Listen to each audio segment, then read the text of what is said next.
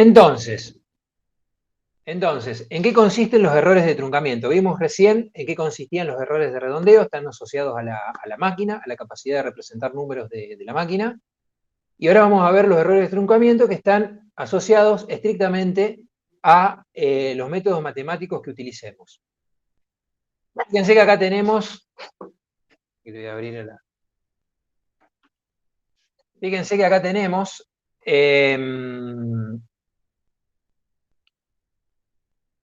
la ecuación que dedujimos la vez pasada, que veíamos ya cuando aplicábamos esta ecuación aquí, ya veíamos el error que nos daba, ¿no es cierto?, con respecto a la curva verdadera, digamos.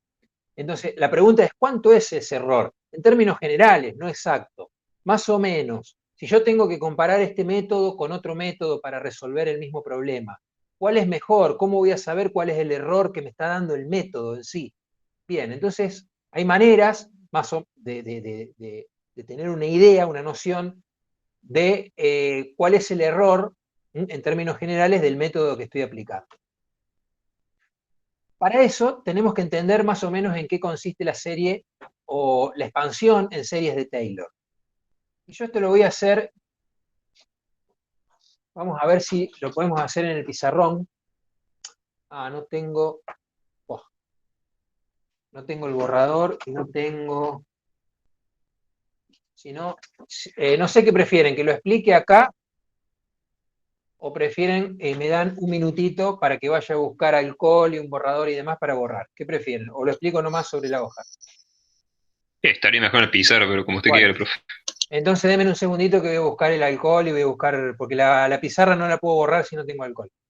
Y denme un segundito.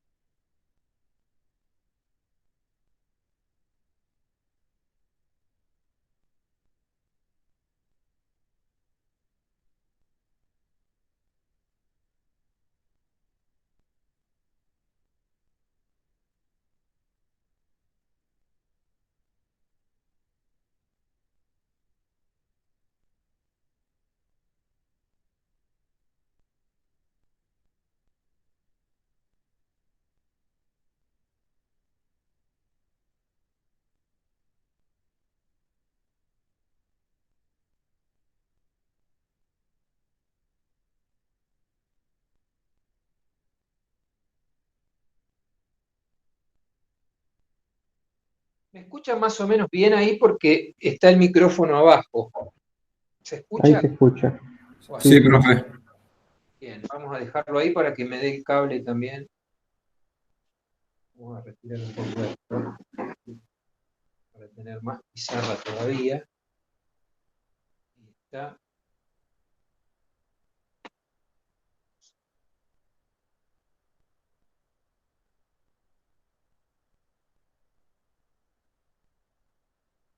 más o menos lo que estamos.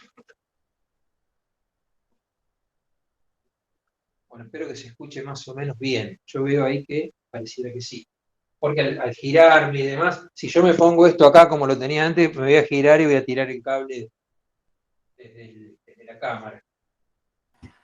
Escucho bien, Bueno, bien. Entonces, ¿en qué consiste el método o la expansión? Perdón, salió el auricular. Ahí está. ¿En qué consiste la expansión en series de Taylor? Supongamos que tenemos una función cualquiera. ¿Por qué lo quiero hacer en la pizarra y no seguir el ejemplo que está en las slides? Porque en las slides hace con la serie de Taylor reproduce un punto, digamos, en algo que se llama xy más 1, pero de un polinomio. Y como la serie de Taylor también es un polinomio de grado n, entonces como que no tiene sentido.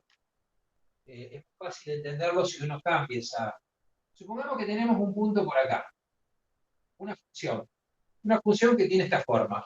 Esto es y igual a f de x. O la vamos a llamar distinto, no la vamos a llamar f para no confundirla con la f del polinomio. La vamos a llamar, no sé, g de x. ¿No? Esta es mi función, y igual a g de x. ¿No? Donde esto es y, donde esto es x. Entonces, yo tengo un punto acá de esta función que le voy a llamar xy. ¿Está bien? Tengo un punto ahí, conocido. ¿No? Este es un valor conocido, ¿no? Que va a ser igual, le vamos a poner una letra. xy va a ser igual a un número a. Vamos a llamarlo, sí, a. Vamos a llamar a. Y a su vez, acá, este valor va a ser g de a. ¿Está bien? Entonces, supongamos que yo estoy parado en este punto, y quiero saber cuál es el valor de mi función g en un punto x y más 1.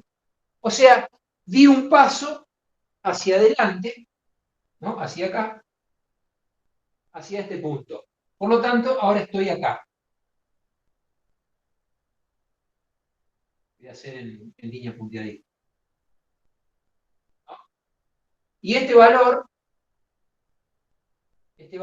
es, a ver, le vamos a llamar otra, vamos a llamar C, ¿no? Es un valor C. O sea, yo estoy en A, que le llamo XY, y quiero dar un paso hasta C, que lo llamo XY más 1. Y acá yo querría saber cuál es mi valor G de C. ¿Mm? Obviamente lo puedo hacer utilizando mi función, ¿no? Reemplazo C en mi función y calculo y veo cuánto vale G de C. Hay una forma de hacerlo en el cual yo prescindo de mi función y utilizo otra cosa, ¿no? Supongamos que esto yo lo conozco, este punto lo conozco, ¿no? Conozco xy, o sea, porque lo estoy fijando yo, y después calculo el valor de g en este punto, ¿no? El valor en este punto sé que vale g de a, un valor determinado. Si yo quisiera saber cuál es el valor de g en este punto, algo que podría hacer es, con una función, la que sea, moverme para tratar de dar en este punto, ¿no? O sea, una función que me diga, una función distinta a esta, no la misma, una función diferente, que me diga cuál es el valor de g en este punto, algo que me simule el valor en este punto, por decirlo de algún modo, ¿no? Por utilizar algún término. ¿Qué es lo primero? ¿Qué función, la más básica de todo? ¿Qué función se les ocurre? La función más básica. Lineal. Lineal. Entonces yo me paro en este punto y trazo una función lineal, no lineal, perdón, no. Antes, ya la hice ahora. Constante. Constante. Antes de la lineal todavía. Lo más básico, antes de la lineal es una función constante. O sea que a esta función, ahora sí vamos a usar f. Yo a esta la llamaría i igual a f de x, que es igual a una constante, que a su vez es igual a constante a, ¿no? Acá le vamos a poner a. Es igual a una constante. Siempre, para cualquier valor, ¿no? El tema, que si yo utilizo una constante, cuando yo me muevo de este punto a este punto, ¿no? Si yo estoy evaluando este punto en una función constante, ¿no? Estoy acá, fíjense, le estoy errando un montón, le estoy errando por bastante, ¿no? Porque estoy en xy, mi función vale a, y en xy más 1, mi función sigue valiendo a, ¿no? Cuando evalúo acá, f de x vale a, f de x acá también vale a, por lo tanto, todo esto es un error. O sea, si yo quiero estimar este punto, utilizando una función constante que pasa por xy igual a, mi error es grande. ¿Cómo mejoro esto? ¿Cómo lo mejoro? ¿Qué puedo hacer? Con una función lineal. Con una función lineal. Muy bien. Una función lineal que pase por el punto XA y quiera estimar este punto, ¿no? Le agrego un término y pasaría, no es que va a pasar por este punto, porque este punto yo no lo conozco solo este. Me falta la coordenada acá. Si me falta esa coordenada no la puedo estimar. Por lo tanto, una función lineal me daría algo por ahí, ¿no? Una función lineal, lo que pasa es que esto es una expansión de serie de Taylor, ¿no? Entonces una expansión lineal que pase por este punto, como expansión en serie de Taylor, no es que la función lineal va a pasar por los dos puntos, no se trata de eso. Es que se va a acercar, ¿no? Porque en realidad la función lineal es la pendiente en este punto. La constante es una constante que pasa por ese punto. La función lineal es una función de línea recta que es la pendiente en este punto. La pendiente en este punto se acerca mucho más, porque yo voy a estar estimando, o sea, el error ahora es esto. Si quiero acercarlo, esto es igual a f de x, donde f de x va a ser igual a una función lineal, ¿no? Que puede ser ax más b. ¿Está bien? Ahora, si quiero acercarlo aún más al punto, ¿qué puedo hacer? Cuadrática. Una cuadrática. Entonces, si hago una cuadrática que pase por este punto y a su vez sea una expansión en serie de Taylor, que ahora lo vamos a ver cómo es, y esa función cuadrática pasaría más o menos por acá, ¿no? O sea, en la medida que voy agregando, pasé constante, lineal, cuadrática, en la medida que voy agregando grados al polinomio, ese polinomio cada vez se va a parecer más a mi función verdadera. ¿Está bien? O sea, si yo tengo un polinomio con infinitos términos, ese polinomio va a ser exactamente igual a mi i igual a g de x. Y ahora vamos a ver cómo se hace eso. O sea, que la expansión en series de Taylor consiste en eso, en expandir una función en torno a un punto xy, de tal manera de que esa expansión, esa función que yo obtengo como expansión en series de Taylor, me reproduzca un punto que está más allá de este. Que puede estar hacia adelante o puede estar hacia atrás, después lo vamos a ver eso más adelante. Pero en realidad vamos a trabajar primero en pasos positivos, ¿no? Entonces, repito, ¿en qué consiste la serie de Taylor? La serie de Taylor consiste en obtener una función expandida en este punto, en el punto xy, en el punto que me interesa, ¿no? El punto, digamos, en el punto anclaje, por decirlo de algún modo, de tal manera que esa función en serie de Taylor reproduzca este punto lo más exacto posible. O sea, que la función que yo obtengo, mi polinomio de Taylor que yo obtengo, me dé, evaluado en este punto, me dé lo más parecido a este punto posible. Entonces, ¿cómo se hace eso? Bien, vamos a volver ahora a las slides.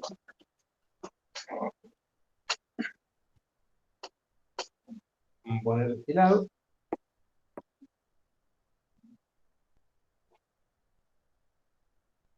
Ahí está.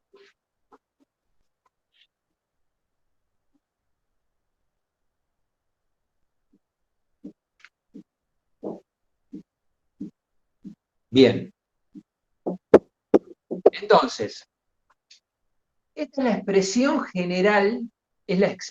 general para la serie de Taylor. Fíjense que consiste exactamente en lo que yo les decía. Estoy parado en un punto XY, fíjense que siempre acá tengo XY, ¿no? Y quiero obtener una función, todo esto es la función, todos estos son los términos de mi función, ¿no? Términos infinitos, obviamente, términos infinitos. Después yo voy a ver hasta dónde voy. Todos esos términos me van a reproducir el valor de la otra función, la función G, en el punto XY más 1, que era el que estábamos viendo recién. Entonces, esto acá es la distancia que existe entre XY y XY más 1, ¿no? El paso que estoy dando. Y fíjense, reemplazo, acá arriba, reemplazo esto por H para que un poco más, más comprimida la expresión. Sienten ruido, ¿no? Puede ser. Están golpeando el cambio. Sí, se escuchan, pero igual también se escucha claro cuando se habla. ¿Me escuchan bien a mí? Bueno. Sí. Bien, esto sería así. Entonces, fíjense que acá, para pasar de acá a acá, lo único que hizo fue reemplazar estos términos por H. Y fíjense, reproducir mi f de x, si yo tomo solamente un término de esta función, lo que estoy haciendo es tomar una constante. Fíjense, si f de x es igual a A, entonces mi f de x más 1 va a ser igual a A, o sea, me está dando una constante, que es lo que se refleja en este gráfico acá. Fíjense, en este gráfico estoy parado en este punto y quiero reproducir este punto que está acá. ¿Está bien? Lo mismo, hago una de orden 0, sería el orden del polinomio, una constante es un polinomio de orden 0, ¿no? Por lo tanto, f de xy más 1 es igual a f de xy, pero todo esto que está acá sería el error, o sea, estoy lejísimo. Después tomo una de primer orden. Esa de primer orden sería incorporar este término, este segundo término que está acá. O sea, al término de orden 0 le sumo un término de orden 1. Sería ahora una línea recta, ¿no? Esa línea recta es, lógicamente, el término de orden 0 más la derivada de mi función. Más la derivada de mi función original. Sería la derivada de g de x, ¿no? Tengo que poner la derivada de g de x acá, valuarla en xy, multiplicarla por h, y entonces de ese modo obtendría mi ecuación de primer orden que me da el punto en xy más 1. Pero sin embargo, fíjense que todavía el error es bastante grande. Y así sigo agregando términos, ahora agrego ahora de mi g de x tengo que hacer la derivada segunda, ¿no? Tengo que hacer la derivada segunda. Si quiero más precisión todavía, fíjense que con la derivada segunda llegué hasta ahí, o sea, con un orden 2 para la expansión de Taylor, ¿no? Llegué hasta ahí, fíjense cómo va mejorando. Si agrego uno más voy a estar mucho más cerca y así, ¿no? Orden 3, orden 4, orden 5, voy a reproducir de manera bastante precisa este punto que está acá. Entonces, la expansión en serie de Taylor consiste estrictamente en aplicar esta fórmula acá. Estoy parado en un punto XY, quiero reproducir un punto XY más 1 y va a ser más precisa mientras más términos agregue. ¿Qué pasa? Si yo agrego infinitos términos, entonces el error que voy a tener del polinomio de Taylor con respecto, perdón, no quería hacer esto, el error que voy a obtener del polinomio, este es el polinomio de Taylor, con respecto al valor de real, si agrego muchos términos, entonces voy a obtener cada vez un error menor. Si esa cantidad de términos es infinita, el error es 0. El tema es que no puedo agregar una cantidad infinita de términos, ¿no? No tiene sentido. Por lo tanto, como no puedo agregar una cantidad infinita de términos, siempre voy a tener algo que llamamos error de truncamiento, ¿no? Como yo voy a truncar en algún momento, todo lo que esté de este lado va a ser el error de truncamiento. Ese error de truncamiento lo voy a significar, digamos, de este modo, ¿no? Que es el residuo de la expansión en serie de Taylor, ¿no? Lo llamamos así. Rn porque trunco en el término n, ¿no? Esto fíjense que lo trunqué acá, en realidad trunqué acá, n sí me lo quedo y trunco acá. Por lo tanto, el término n va a ser por h a la n más 1, porque fíjense que este primer término, ¿no? Que es h a la 1, h a la 1, o sea, n sería igual a 1. Este es n y este que trunco es n más 1, ¿no? Llego hasta acá, esto es n, esto sería n más 1. El término que iría acá. Hacia adelante, ¿no? Epsilon es un valor que está dentro del intervalo, no le den bolilla porque es un valor que en realidad no conocemos. Después va a quedar más claro cuando veamos derivadas numéricas, pero bueno, en lugar de poner x pone epsilon porque, bueno, tiene que ser un valor que esté dentro de este intervalo, obviamente. Entonces, agregando infinitos términos, lógicamente voy a obtener un valor que va a ser prácticamente el verdadero. Ahora ustedes se dirán o se preguntarán lo siguiente: ¿para qué demonios voy a hacer esto si yo en realidad tengo esta función? Fíjense que de hecho, para armar el polinomio de Taylor, la función original la tengo que derivar y después meterla acá adentro, ¿no? O sea, esa g de x que veíamos en el pizarrón, yo la tengo que derivar y después meterla acá adentro. Entonces, ustedes dirán, ¿pero por qué no calculo directamente este valor con la función original? ¿Qué sentido tiene utilizar toda esta expansión en serie de Taylor? Bueno, primero que es un concepto matemático que nos dice que cualquier función se le puede aproximar un polinomio de grado n, ¿no? Eso es un concepto matemático. O sea, y que es muy importante, ¿no? O sea, cualquier función, desde un punto xy a un punto x más 1, xy más 1, yo la puedo aproximar ese punto. Si estoy parado en xy y quiero saber cuánto vale xy más 1, sin usar la función original, ese punto lo puedo aproximar utilizando un polinomio de grado n. Eso es lo que me dice Taylor. Sin embargo, ¿qué utilidad tiene esto en la práctica? Bueno, ¿qué utilidad tendría? Principalmente cuando yo, por ejemplo, tengo una función, una f, una función, esta función acá, la original, que es muy compleja de manipular y demás, incluso de derivar. Entonces, ¿qué hago? En lugar de utilizar esa función que es compleja, utilizo una expansión en series de Taylor. Y ustedes dirán, pero tengo que derivar la función que es compleja. No necesariamente. Acá lo que puedo hacer es utilizar derivadas numéricas, que todavía no las vimos, pero las vamos a ver. O sea, en lugar de derivar mi función original, no la derivo, simplemente utilizo la función original y hago derivadas numéricas que son mucho más simples. O sea, prescindo de mi función en dos sentidos. Primero, de derivarla y segundo, de utilizarla y manipularla dentro de un algoritmo. Es mucho más fácil utilizar un polinomio que utilizar una función demasiado compleja. Los polinomios son muy fáciles de integrar, de derivar, de demás, ¿no es cierto? De manipularlos, de programarlos y demás. Entonces esa es la ventaja, digamos, desde un punto de vista práctico. Bien.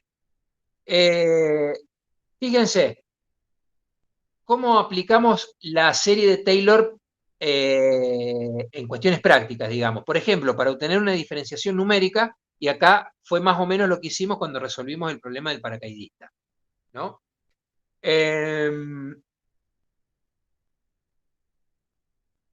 Acá también debería hacerlo en el pizarrón porque me parece que no lo van a entender.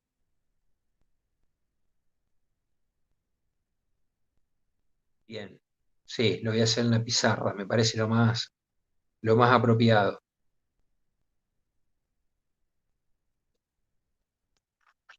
Bien, vamos a volver a la pizarra.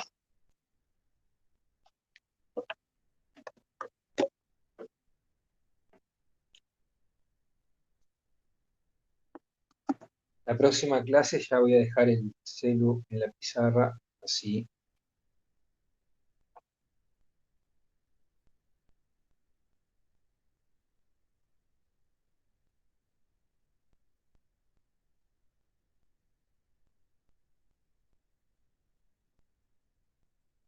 Bueno, ya les enfoco la pizarra, déjenme ver esto, voy a borrar acá.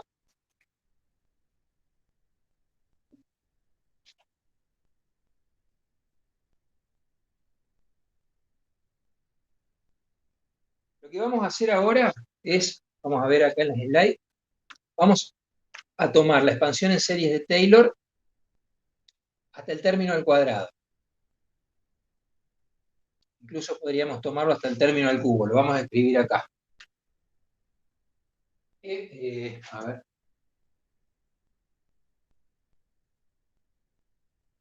Quiero que se vea bien. Voy a aprovechar más el pizarrón acá. Va a ser f, se ve ahí, ¿no? Sí. F de xy más 1 igual a f de xy más f de xy multiplicado por h elevado a la 1. Esto es derivada primera, si no me equivoco. Sí, es derivada primera. La derivada primera de f de xy más f segunda de xy multiplicado por h al cuadrado, dividido 2 factorial, y vamos a agregar todavía un término más. F tercera, derivada tercera, de f de xy multiplicado, creo que ya, no, sí se ve, por h al cubo sobre 3 factorial. Y acá sigue, ¿no? Sigue, no vamos a escribir todos los términos, sigue. Entonces, ¿cómo utilizamos esto? Por ejemplo, para calcular el error, en el método que aplicamos el otro día para resolver el problema del paracaidista.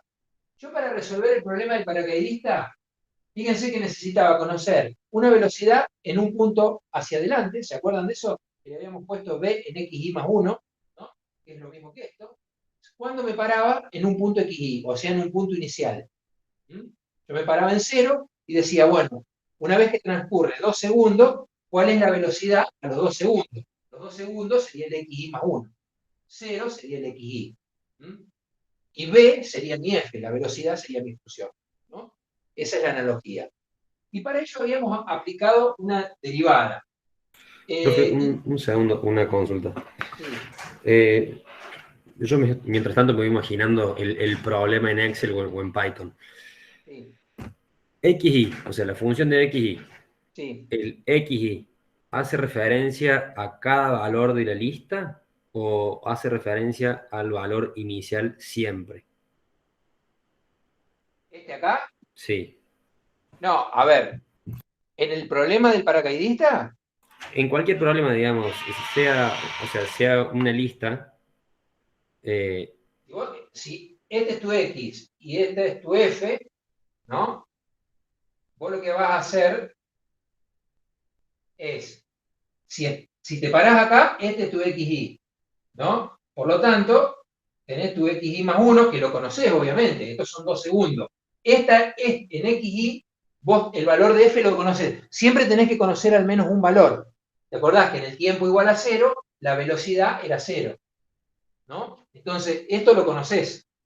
El que no conoces es el valor que está acá. Este valor es tu f de xy más 1. ¿No? Si esto es x más 1, esto es f de x más 1. ¿Está bien? Entonces, vos te parás acá para averiguar esto. Una vez que tenés este valor, suponete, no me acuerdo cuánto daba 19 y algo. Una vez que tenés eso, entonces ahora cambia. Ahora te parás acá, este es tu xy, ¿no? Por lo tanto, este va a ser tu f de xy o tu velocidad, ¿no? De nuevo, ves que conoces este valor, acá va a ser 4, este es tu xy más 1, y acá lo que te faltaría sería tu f de xy más 1. Esto no lo conoces. Aplicando la formulita, lo conoces. ¿Entendés? Sacás este. Una vez que sacás este, lo mismo. Acá no sé cuánto daba 30 y pico. Ahora te parás acá, de nuevo, y así, ¿no? Hasta llegar al valor final que vos quieras. ¿Se entendió? Sí, sí, Vas mejor. avanzando. Siempre esto se va moviendo. El xy más 1 va cambiando.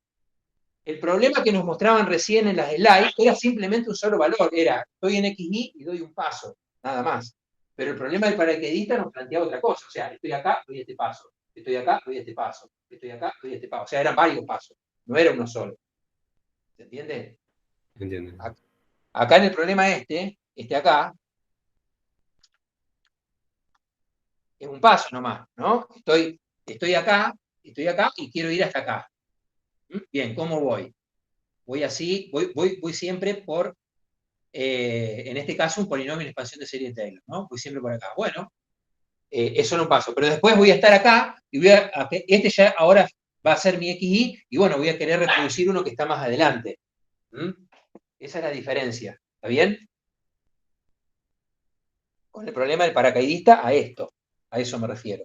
Bien. Ven que borro esto.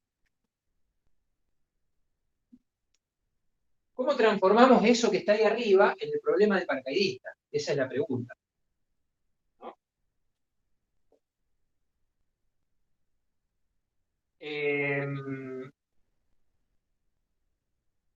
Si no me equivoco, yo tenía mi derivada, por lo tanto, lo que voy a necesitar es conocer esto. Porque recordemos lo siguiente, yo en el problema del paracaidista tenía la derivada de b con respecto a t.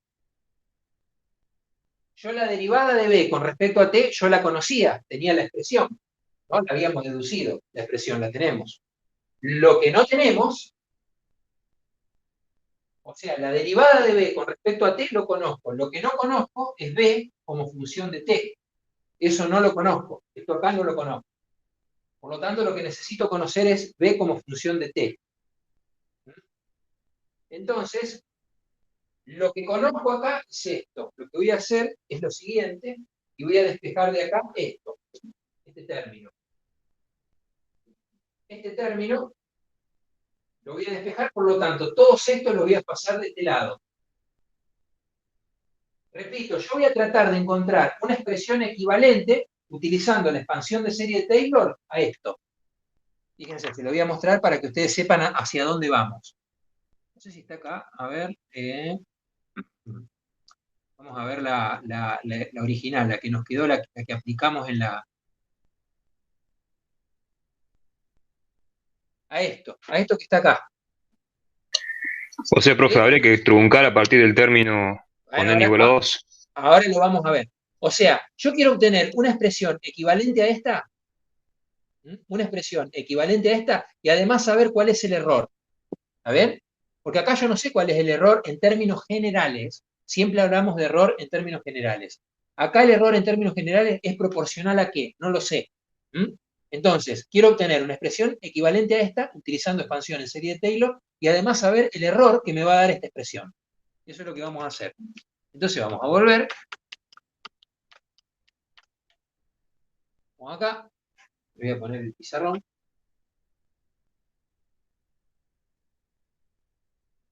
Entonces, vamos a comenzar por despejar la derivada de mi función multiplicada por h. Y todo lo demás lo paso para este lado. Por lo tanto, acá me va a quedar f de xy más 1 menos f de xy menos este término acá, f' de xy por h al cuadrado sobre 2 factorial menos este término acá, que ya que lo tenemos lo vamos a usar, prima de xy por h al cubo sobre 3 factorial. ¿Bien? Igual a esta que me quedó acá. F' de xy multiplicado por h. A ver si voy bien. Miren que voy a chequear acá.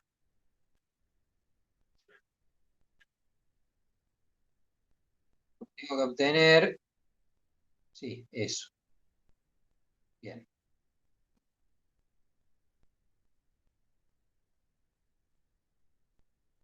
Bien.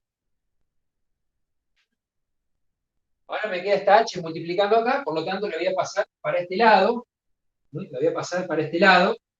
Fíjense, si yo podría hacer esto, esta h la borro de acá y la paso dividiendo todos estos términos. Sobre h, sobre h, sobre h, sobre h. La h que estaba multiplicando acá la pasé dividida. Podría poner una sola h, pero es más práctico ponerla de este modo. Estos dos sí, los voy a juntar y voy a poner una sola h. Estos dos los junto. Puedo hacer eso, no hay problema, estamos de acuerdo.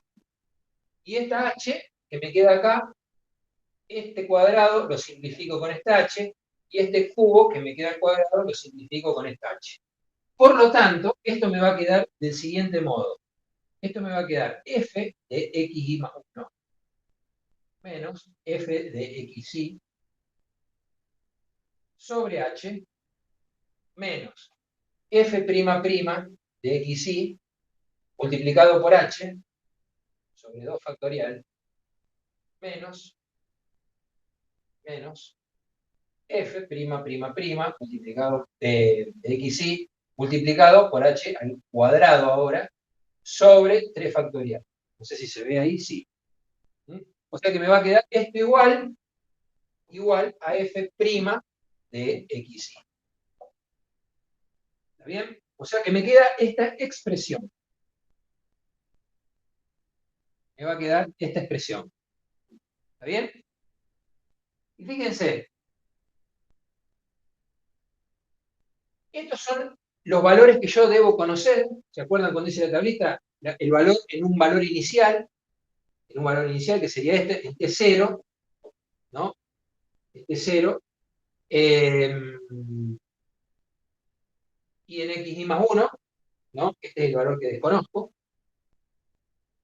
El h lo conozco, o sea, sé cuánto tiempo voy a ir hacia adelante. Voy a ir, en el problema de paracaidista, voy a ir de 2 segundos en 2 segundos. 0, 2, 4, 6. Y estos términos acá, estos términos de mayor orden, yo voy a decir, no los uso. No los uso porque no me sirven o no los puedo calcular, que puede ser también. Entonces lo que hago es truncar esto. De hecho, esto sigue acá, chicos, ¿no? Yo podría seguir agregando términos, ¿no? Y yo acá, en vez de poner hasta el cubo acá arriba, hubiese puesto la cuarta, la quinta, todo eso seguiría, ¿no? Seguiría. No tendría sentido porque los estoy descartando. Ahora, estos términos que descarto van a formar parte del error cuando yo utilice esta fórmula para hacer algún cálculo, ¿no es cierto? Entonces, de estos dos términos tengo este término acá y este término acá. ¿Cuál para ustedes va a ser el término que va a inducir mayor error de estos dos? Así viéndolo, ¿se pueden dar cuenta de eso? Y el que está elevado al cuadrado, Steam. Claro, sí. No. El anterior, el otro, el de El segundo anterior, derivado, me pues. parece. Este es el que va a introducir más error. ¿Por Creo qué? que sí. Porque en general, y está bien lo que están diciendo, porque en general los pasos que yo voy a utilizar son menores que 1, ¿no? En el caso del paracaidista, el paso es 2. Entonces, en términos generales, este va a dar mayor, pero en general los pasos que doy, y aparte eso depende de la unidad y de un montón de cosas, ¿no? Porque no es lo mismo, si estoy haciendo pasos en unidades, por ejemplo, de distancia, no es lo mismo utilizar kilómetros que metros que milímetros, ¿no? O sea, eso es obvio. Entonces, siempre tengo que elegir unidades donde los pasos sean menores que 1, eso es importante.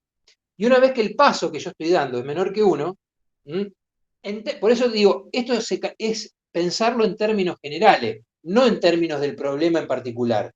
¿Está bien? Porque si lo pensamos en términos del problema particular, nos vamos a confundir. Esto es tener una noción de cuál es el error del problema del método que estamos aplicando al problema en términos generales.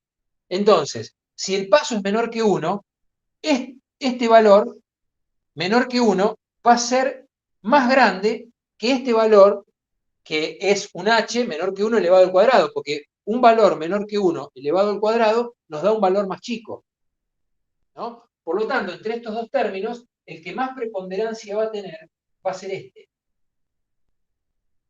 ¿no? Este va a ser el término que más preponderancia va a tener. ¿Está bien? ¿Por qué? Porque repito, este valor que es menor que 1 elevado al cuadrado es mucho menor que esto, que está a la 1. Por lo tanto, cuando yo haga la cuenta acá, este valor multiplicado por un valor chiquito me da un valor chiquito. Este valor multiplicado por este valor que es más grande me va a dar un valor un poco más grande que este, ¿no? Por lo tanto, este valor es más grande que este. Por lo tanto, el que más preponderancia va a tener es este. Entonces, como esto lo trunco, lo único que voy a decir con respecto a estos términos que estoy truncando, lo único que voy a decir es que voy a sumar un término residual, ¿no? Que va a tener un error, esto cómo era que se expresaba,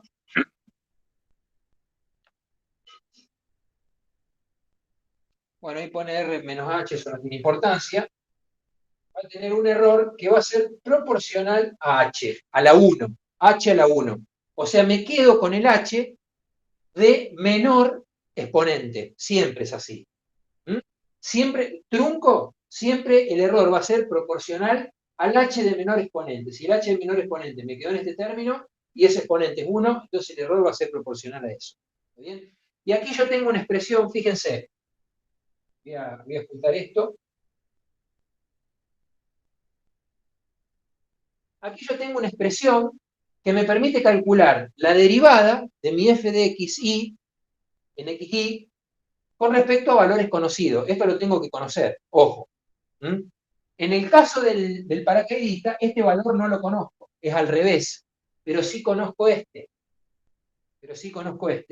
Fíjense, si esta expresión, el error es proporcional a h a la 1, y yo utilizo esta expresión para calcular el problema del paracaidista, entonces el error que voy a tener en el problema del paracaidista va a ser proporcional a h elevado a la 1. ¿Se entiende? ¿Mm? Esta expresión, así tal como está, ¿es la expresión que utilizamos para resolver el problema del paracaidista? No, no es. Pero la podemos transformar en eso. ¿Está bien? La podemos transformar en eso.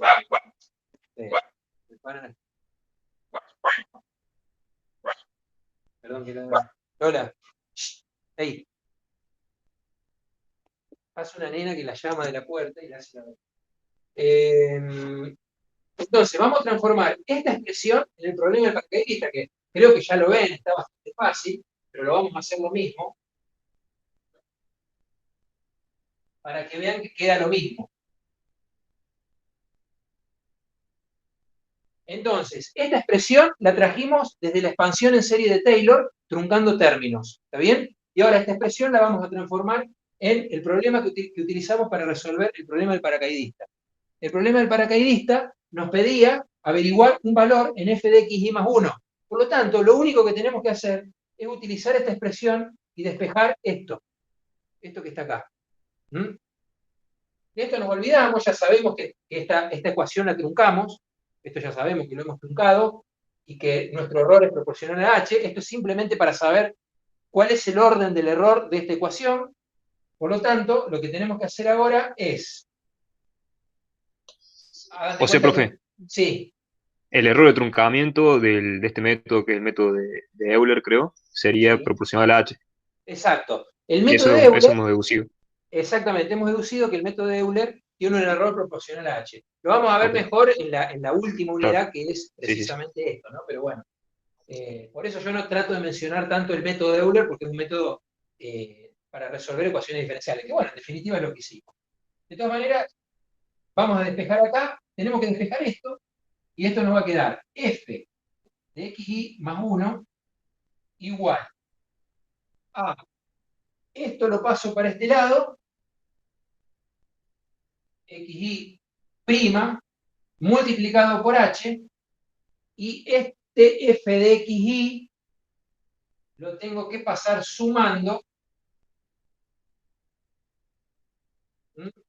del otro lado. Está bien, ¿no? Lo que dice, pasé este multiplicando y este sumando. Me queda esto.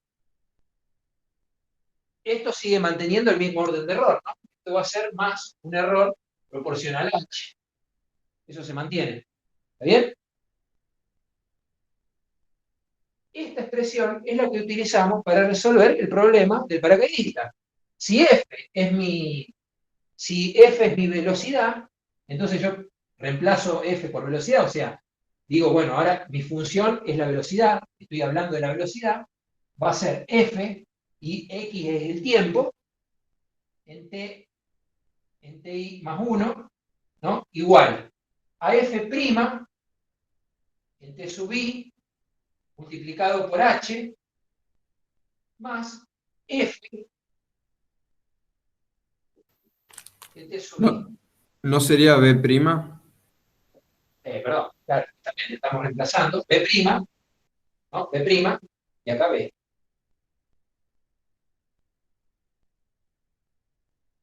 ¿Y B' qué era?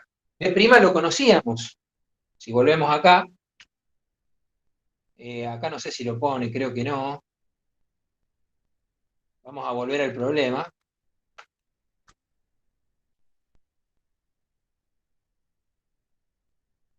Fíjense, B', ¿qué va a ser? La derivada de B con respecto a T, que es lo que figura ahí, ¿no? Y la derivada de B con respecto a T lo podemos reemplazar acá me falta, esto es un igual, acá. Esto va a ser la derivada de B con respecto a T, ¿no? Multiplicado por H más B de T. Y acá sería también de T sub I. ¿Está bien? Y bueno, si acá reemplazamos esto acá, por este igual, por esto acá, vamos a terminar obteniendo esta ecuación que está acá abajo. Vamos a terminar obteniendo eso. De hecho, fíjense, acá está BT sub I, que es esto que está acá. Esta BT sub I acá es esta que está acá. Esto que está acá, es simplemente reemplazar esto que está acá. Y multiplicado por H va a ser el intervalo de tiempo en el cual yo estoy trabajando, ¿no?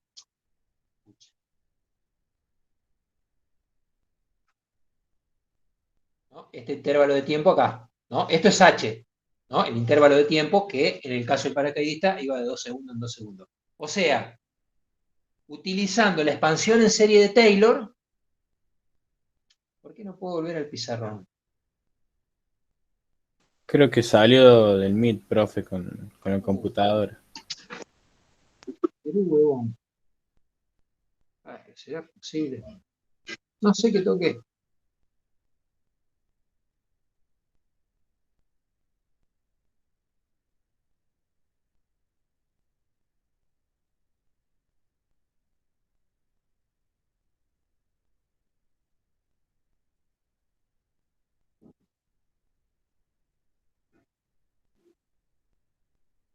Claro, he salido.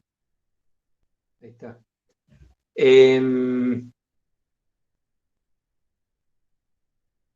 Claro, lo puedo señalar acá. Bien, entonces, este término es este que está acá. Esto que está acá es esta derivada que está acá, que hay que reemplazarla, multiplicado por H, es esto que está acá. Es el intervalo de tiempo. Que me va a dar... Profe, Creo ¿está que no está presentando algo? compartiendo, profe. ¿Cómo? ¿Está presentando algo? Ah, ¿no se ve? Ah, no. Ah, no se ve, no. Qué gilazo. Ah, sí. No, al cerrar, claro. Ahora sí. Ahí se ve. Sí. No. Necesito marcar el pizarrón, a ver si me deja. Ahí está. Y pantalla completa. Ahí está. Entonces, repito, esto que está acá es esta B que está acá. Esta derivada de B sobre dt es obviamente esta expresión acá, que no la reemplacé yo. Y H, multiplicado por H, sería esto acá. Y BT en I más 1 sería, bueno, acá me faltó poner el igual, le voy a poner el igual acá. ¿No? Y repito esto, B en I más 1. Ahí está. ¿No? Entonces, repito, utilizamos la expansión en serie de Taylor para obtener una expresión que nos permitió calcular o resolver el problema del paracaidista, pero además nos dio el error para el cual, para el método que estamos utilizando. Este método que ven acá, como decía su compañero, es el que se llama método de Euler, o Euler, depende de cómo lo quieran pronunciar, que es uno de los métodos de resolución numérica de ecuaciones diferenciales, es uno de los más básicos que existe. Después, cuando lleguemos al final de la materia, vamos a ver algunos más complejos y son los que se usan. El método de Euler, obviamente, como tiene un error tan grande, no es el que más se utiliza. Así que bien, creo que, vamos a volver, creo que es todo esto.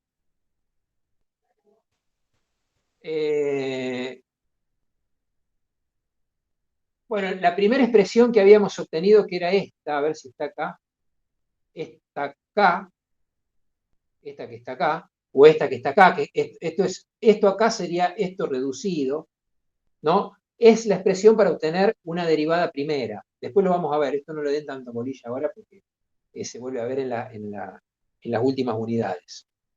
Y esa se llama diferencia finita, o sea, la expresión original, no esta que está acá, sino esta que está aquí abajo. O sea, no esta, esta acá la obtuvimos a partir de esto. Esto así como está, es derivada finita primera hacia adelante, porque doy un paso hacia adelante. Es una forma de obtener una derivada numérica primera. Después vamos a ver derivada primera numérica con un orden de error h cuadrado, vamos a ver derivada segunda numérica con un error h, con un error h cuadrado, vamos a ver más expresiones. Bien. Creo que hay una derivada finita dividida hacia atrás. Bueno, lo mismo, esto no lo vamos a desarrollar porque lo vamos a ver más en profundidad en esa última unidad. Ven acá, hay una derivada primera centrada y es de orden h cuadrado. Y acá indica el error que está relacionado a ese error de truncamiento, ¿no? A ese error de truncamiento. Y fíjense cómo, por ejemplo, en una derivada finita dividida hacia atrás, el error es orden h, hacia adelante también es de orden h, en una centrada es h cuadrado, o sea, el error bajó. Eso está reflejado acá, fíjense. Cuando yo hago una derivada finita hacia adelante, lo único que estoy haciendo es hacer pasar una línea recta por este punto y por el punto en el paso hacia adelante. O sea que lo que estoy calculando, cuando yo hago yo necesito la derivada en este punto, pero no la hago analítica, la hago numérica.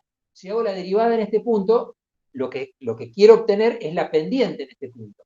Esta es la derivada verdadera. O sea, la pendiente de esta recta es la derivada de verdadera. Como yo estoy haciendo una derivada numérica, lo que voy a obtener es la pendiente, pero de esta recta. Y fíjense que entre la pendiente de esta recta y la pendiente de esta recta hay una diferencia importante. Por eso el error. Ahora, ¿cómo disminuyo el error? Y mientras más yo me acerque, mientras más chico haga h, ¿no? Esta recta, la pendiente de esta recta va a ser cada vez más parecida a la pendiente de esta recta, ¿no? Mientras más chico sea h, fíjense que la pendiente va a ir cambiando levemente, pero se va a parecer mucho a la pendiente de esta recta. No es ni más ni menos que la definición de derivada. Lo mismo si hago esta es hacia adelante, esta es hacia atrás, se aplica el mismo razonamiento, y fíjense que la derivada centrada, yo quiero la derivada en este punto, verdadera, y hago un punto hacia adelante y un punto hacia atrás.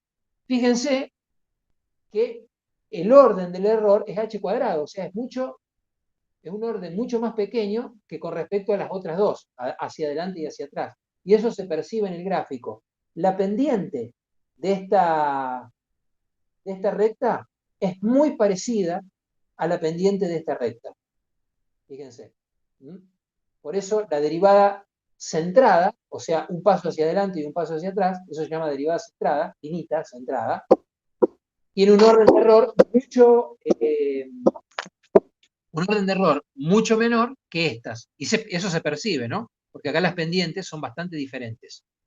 Esta pendiente es bastante diferente a esta, y esta pendiente es bastante diferente a esta. Acá, esta pendiente y esta pendiente, fíjense que son casi paralelas las rectas, lo que implica que tienen las mismas pendientes. Yo acá no estoy midiendo esta distancia ni nada por el estilo. Lo que estoy midiendo es la pendiente, porque una derivada es la pendiente en un punto, ¿no? Entonces, bueno, de eso se trata este tipo de métodos. Profe, Sí. la de h cuadrado, el error siempre va a ser más chico, mientras el módulo de h sea menor que 1. Sí, siempre tratamos de que los pasos sean menor que 1. Claro. Porque si no, no tendría sentido. Pero en el caso de que h sea mayor que 1, la centrada también el error sería más chico ¿o no? En términos, siempre, por eso repito, no lo pensamos en un problema en particular.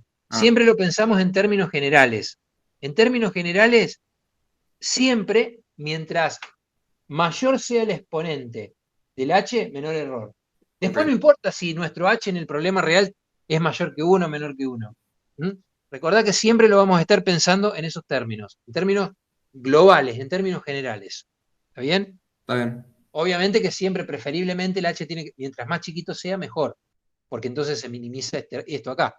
Mientras más chico es esto, h, cuando vos lo elevás a una potencia, más chico todavía se hace. ¿Está Claro. bien? Bien. Acá nos marca un gráfico que son la suma de los errores de truncamiento y los errores de redondeo. ¿Qué pasa? Yo el error de truncamiento lo puedo bajar en la medida que bajo h, ¿no? Esto es, voy bajando h, bajo h, bajo h, bajo h, y el error total baja. ¿Por qué? Porque baja el error de truncamiento. Pero si yo bajo h, lo que empieza a aumentar es el error de redondeo, ¿no? Entonces llega un punto que tiene un mínimo el error. O sea, baja el error hasta un mínimo y después empieza a subir por el error de redondeo. El error de redondeo es bastante alto, ¿no es cierto? Profe, Por lo tanto, sí. ¿por qué aumenta el error de redondeo cuando disminuyo H? Sí, al revés, profe. Cuando disminuyo h, para alcanzar el mismo, esto no sé si está bien, pero digámoslo razonándolo. Si yo hago chiquito h, si yo voy disminuyendo h, disminuyo h, disminuyo h, ¿no es cierto? Entonces, no, porque acá aumenta, fíjense, este sentido aumenta el tamaño del incremento, ¿no? O sea, h se hace grande hacia este lado, ¿no? O sea, h es bien chiquito acá, ¿no? Por eso dice, logaritmo del tamaño del incremento. El h, mi paso, aumenta en aquel sentido. Mientras más aumente h, el error de truncamiento sube. ¿En qué sube el error de truncamiento? ¿No? Este es el error de truncamiento. Mientras más baje h, el que sube para aquel lado es el error de redondeo, porque acá h es bien chiquito, ¿no? Acá está, este punto sería un h0 o un h diferencialmente cero, o casi cero. Por lo tanto, si el h es muy, muy, muy, muy chiquito, tengo que hacer una gran cantidad de cálculos. Supongamos que yo tengo que ir desde un tiempo 0 a 50 segundos y el h es de 0,0000001 segundo. Para ir de 0 a 50 tengo que hacer 10 millones de pasos, ¿no? Por lo tanto, voy a tener que hacer Ahí una tiene que gran... redondar, Claro, voy a tiene que tener redondear que... un montón. Por lo tanto, fíjense, en esta parte acá por debajo va el error de redondeo también. El error de redondeo es el más preponderante, porque el h es muy chiquito. Pero el error de truncamiento es despreciable porque frente al error de redondeo no tiene injerencia. O sea, en esta zona del error, el error total tiene más injerencia el error de redondeo. ¿Por qué? Porque mi h es chiquito. En esta zona del gráfico, el que tiene más injerencia es el error de truncamiento y el error de redondeo, si bien está sumado en esta línea, no tiene casi injerencia, ¿no? Por lo tanto, hay un mínimo error, que es el error mínimo que voy a poder alcanzar, tanto bajando el h, pero no bajándolo lo suficiente como para que después empiece a tener preponderancia el error de redondeo. De eso se trata el gráfico, ¿no? ¿Se entiende lo que quiero decir? ¿O lo que expresa el gráfico? Por eso, fíjense en el eje, para este lado el h es chiquito. Y si ustedes piensan en un h chiquito, acá tiene que ser grande el error de redondeo. Y efectivamente, el error de redondeo crece hacia acá. Y acá tiene que ser bajo el error de truncamiento. Y efectivamente, el error de truncamiento crece hacia acá. Disminuye, mejor dicho, hacia acá, ¿no? Disminuye hacia acá.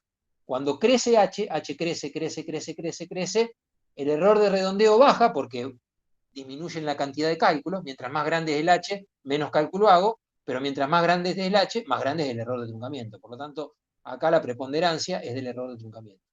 El mínimo va a estar en donde se compensa el error de truncamiento con el error de redondeo con el error de truncamiento, que va a ser ese punto. ¿Está bien? Esa es la idea de este gráfico. Bueno, y ahí termina esta unidad. No sé si les queda alguna pregunta con respecto a este grafiquito acá, ¿se entendió? O bien a la expansión en serie Taylor.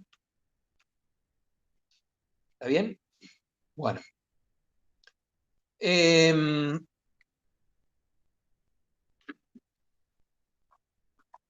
Lo que vamos a hacer es, les voy a explicar este problemita acá, y vamos a dejar acá y después vamos a seguir la clase que viene. Tengo los albañiles que me están volviendo loco con los golpes, así que voy a cortar acá.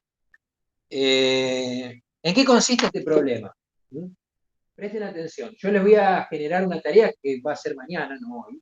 Mañana voy a generar una tarea en LEB, en la pestaña Ingeniero Pisoni, en la cual ustedes van a tener planteado el problema. No va a ser este, porque este es con una mantisa de 3, voy a poner algo un poquito más complejo. Pero fíjense, yo acá, este es el número binario que voy a escribir, ¿no? Entonces, voy a poner, qué sé yo, signo del número, voy a poner acá 0, si es 0 es positivo, si es 1 es, ¿cómo se llama? Si es 1 es negativo, así que voy a poner 1, sí, voy a poner 1. Signo del exponente, lo voy a dejar en 0. Magnitud del exponente, le voy a poner, qué sé yo, 0, 1, 0, 1. Y acá le voy a poner 1, 1, 0, 1. Y yo automáticamente, acá tengo mi número decimal. O sea, este número binario representa este número decimal. Y fíjense que ya me lo da con el valor negativo todo.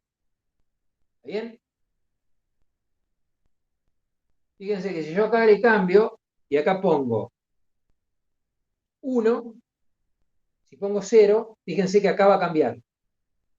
Me dice que es positivo. Si acá pongo 1, fíjense que acá va a cambiar. Negativo.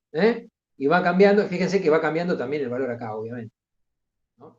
Porque va cambiando el signo del exponente. O sea que ustedes lo que tienen que hacer, yo no les voy a dar ninguna indicación ni nada. ¿Cómo llegan, una vez que ustedes programan esto, cómo llegan a tener el valor final considerando que puede ser positivo, puede ser negativo, el exponente puede ser positivo, puede ser negativo? O sea, haciendo todas esas consideraciones, van a ver que van a tener que programar, ahí, lo voy a mostrar así rápido, para que no quede, lo tienen que buscar ustedes cómo es, tienen que programar sentencias lógicas y demás, para que al final lleguen al valor que nos indica este número. Simplemente cambiando valores acá, que ustedes no tengan que hacer más nada. O sea, ustedes le dan esto a una persona que no sabe notación binaria, le entregan esta tablita, la persona lo único que tiene que hacer es copiar el número que está viendo en pantalla acá y después leerlo acá cuál es el número decimal que quiere expresar este número binario.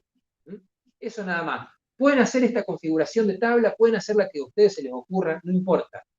Resuélvanlo como se les ocurra, como quieran y como se les ocurra. Lo que sí que tienen que usar es una notación, primero, bueno, hacer los cálculos necesarios, usar notación lógica y demás. Ustedes después resuélvanlo como, bueno, como mejor les parezca. ¿Está bien? Yo les voy a subir el enunciado del problema y les voy a subir, ¿qué les voy a decir? Bueno, utilice, estos son 1, 2, 3, 4, 5, 6, son 7 bits, ¿no? Es la misma que la que están acá en las slides. Esta acá es la misma que esta. Yo les voy a poner una que va a tener más bits, seguramente. Donde va a tener más mantizas, seguramente. Solamente eso. ¿Está bien? Y ustedes van a tener que programar eso para que nos dé el número decimal. Esta tablita no se las voy a subir, chicos, así que no me la pidan. Porque si yo les subo esta tablita, ustedes copian, agregan acá, ¿no es cierto?, las mantizas que hagan falta y les va a dar el número. La idea es que lo hagan solos, que lo resuelvan solos. ¿Está bien? Repito, este problema no es obligatorio, simplemente quien lo haga, quien cargue la tarea, generalmente la tarea va a cerrar un día o dos antes del parcial, del primer parcial, ¿no? O sea, esta tarea va a cerrar un día o dos antes del primer parcial. O sea que ustedes van a tener de acá hasta el primer parcial, si quieren, para resolver. Después, eso les va a sumar puntos cuando tomemos el RCP. Esa es la idea. ¿Está bien? ¿Alguna pregunta?